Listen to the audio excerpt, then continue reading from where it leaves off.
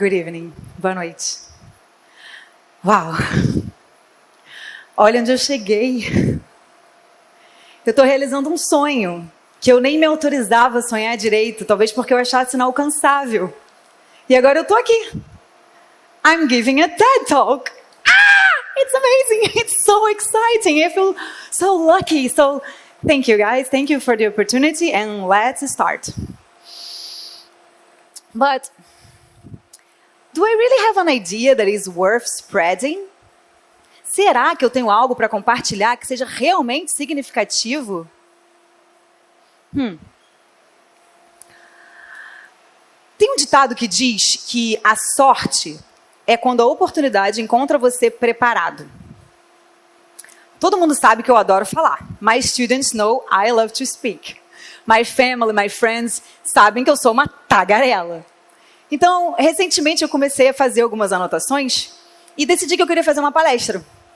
Organizar os meus pensamentos. Na mesma semana, eu recebi um e-mail convocando pessoas para se candidatar para ser um inside speaker nesse evento maravilhoso que é o TEDx Young, organizado pelos alunos da TBSRJ Barra. And here I am. I'm a TED Talker. That's so amazing. So, where's my... Oof. Guys, I think there is a technology problem here. I need my presentation. But, okay, let's go. It's gonna work now. Okay. To TEDx. This I'm giving a TEDx TED event Talk. is part of a global conversation that takes place every day in every corner of the world. In schools. Okay, now it's my show. Freedom of thought in the digital era. Liberdade de pensamento na era digital. Esse talk tem um tema. Challenging the conventional. But to challenge something, first we need to know what the thing is, right? E como desafiar algo que está em constante mudança? A gente vive uma época maravilhosa. A gente tem na palma da mão acesso a todo o conteúdo do mundo. A gente tem acesso a onde nossos amigos estão. A gente pode postar uma foto da nossa viagem e todo mundo fica sabendo onde é que a gente está na mesma hora. E dá até para saber quem é que gosta dos nossos amigos, porque dá para ver quem curtiu a foto deles. Então dá para ver onde eles estão, com quem eles estão, o que eles estão fazendo, o tempo todo conectado. É tão maravilhoso, é tão exciting, é tão... exhausting. Um pouco cansativo, não? Bom, eu sou Paola Castilho e essa é minha filha Yasmin, nessa foto com mais ou menos 6 anos no Recife. E aí eu trago para vocês, essa é uma foto de uma biblioteca na faculdade King's College.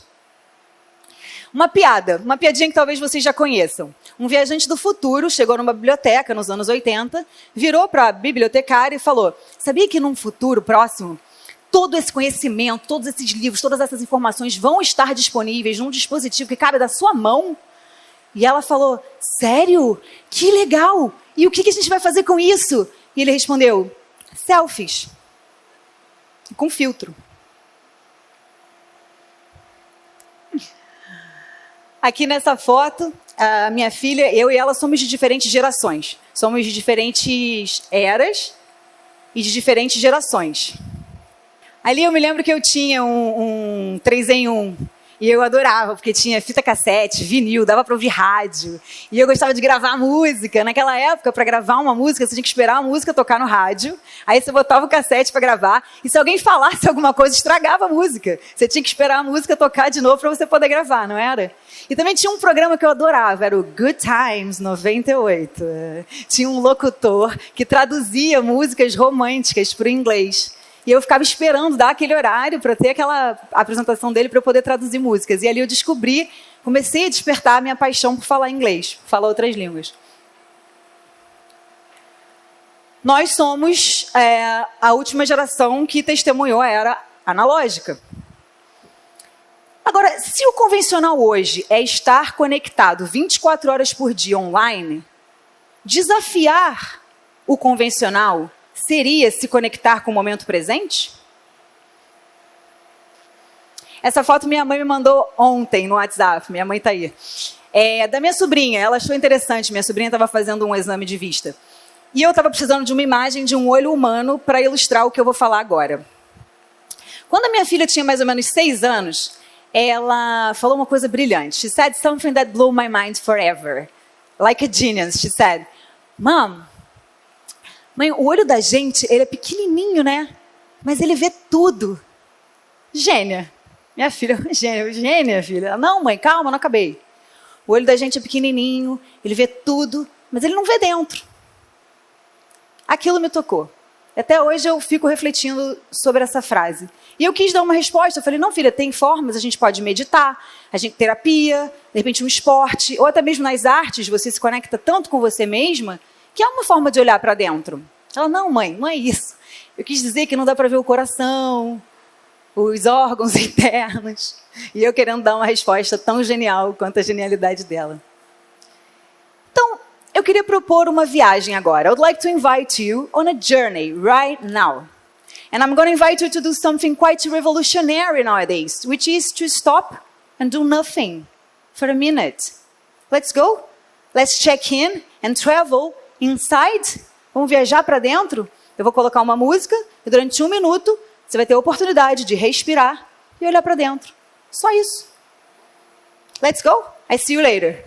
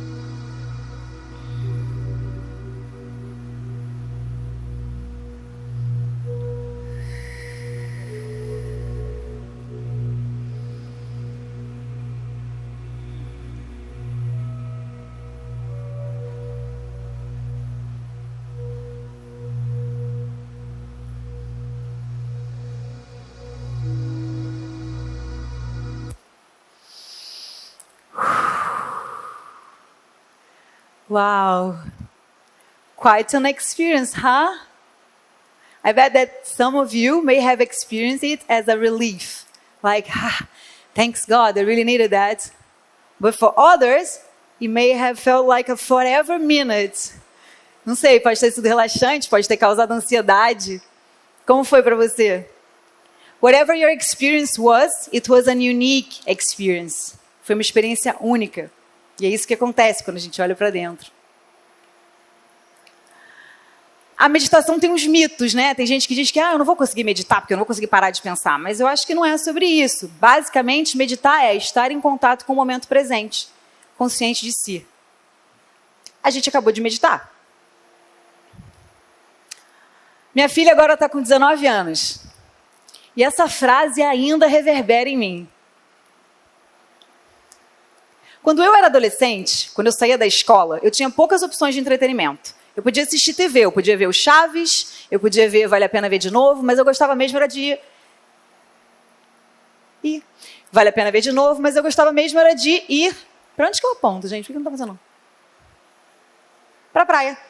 Fazer a terapia do sol amarelo, como faz o Super-Homem. Hoje, ao sair da escola, as crianças são assoberbadas por uma guerra pela atenção. Aplicativos digitais patrocinados por big techs milionárias vão fazer de tudo para os nossos filhos, para os jovens estarem cada vez mais conectados online e cada vez menos conectados entre eles.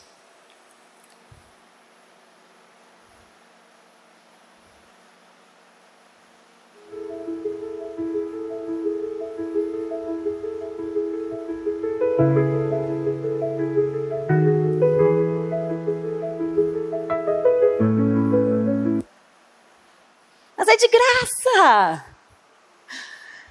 É de graça, eles dizem. Mas a gente paga com a nossa atenção, com o nosso tempo de vida. We pay with our lifetime, our most precious resource. Nosso recurso mais precioso, nosso tempo, nossa atenção. E com tanto tempo de exposição à tela, sobra tempo para o pensamento criativo, tem espaço para ser criativo, para ser crítico? As telas convidam a gente o tempo inteiro a olhar para fora e a se comparar um com os outros. Eu trago então, já que a gente está falando de escola, um grande mestre, Sir Ken Robson, que escreveu o livro Escolas Criativas. Em suas próprias palavras, ele diz que o currículo tradicional dá pouca atenção ao mundo interno. E o resultado disso é visto todos os dias num crescente de tédio, desmotivação, estresse, bullying, ansiedade, depressão e até desistência da escola. Esses são temas humanos e precisam de respostas humanas. Eu que trabalho em escola fico sempre me perguntando por que a gente ainda repete alguns padrões lá da era industrial. Horários rígidos, carteiras enfileiradas. E acredito que a inovação na educação esteja muito mais ligada ao desenvolvimento das habilidades socioemocionais do que o uso de tecnologia dentro da sala de aula, como e-books, e-boards. Será que finalmente a gente está vivendo o tempo da supremacia das artes? Thank you, sir. E agora eu trago outro grande mestre, Domenico De Masi, criador do conceito do ócio criativo. O tédio é fundamental para a gente entrar em contato com as nossas paixões. Eu, quando era pequenininha, não tinha nada para fazer, eu brincava de transformar os objetos em outras coisas. Tipo, se eu tivesse um elástico, por exemplo, eu pegava ele e começava a imaginar que ele era uma bolinha de sabão, ou então uma lupa que ia me levar para um mundo mágico. E hoje eu sou uma profissional criativa, trabalho como professora de teatro bilíngue. Uma outra criança pode ter se identificado com os animais e ter se tornado um veterinário. E você? O que você fazia no seu ócio criativo? O que você fazia quando estava entediado? Tem alguma relação com o que você se tornou depois? E o tédio hoje, gente, cadê? Vou trazer agora uma grande mestre, que é a Brené Brown. Foi o primeiro TED Talk que eu assisti há 15 anos atrás, onde eu comecei a sonhar com a possibilidade de estar aqui hoje na frente de vocês com toda a minha vulnerabilidade. A Brené escreveu O Poder da Vulnerabilidade. E ela também afirma que o mais importante é saber quem a gente é.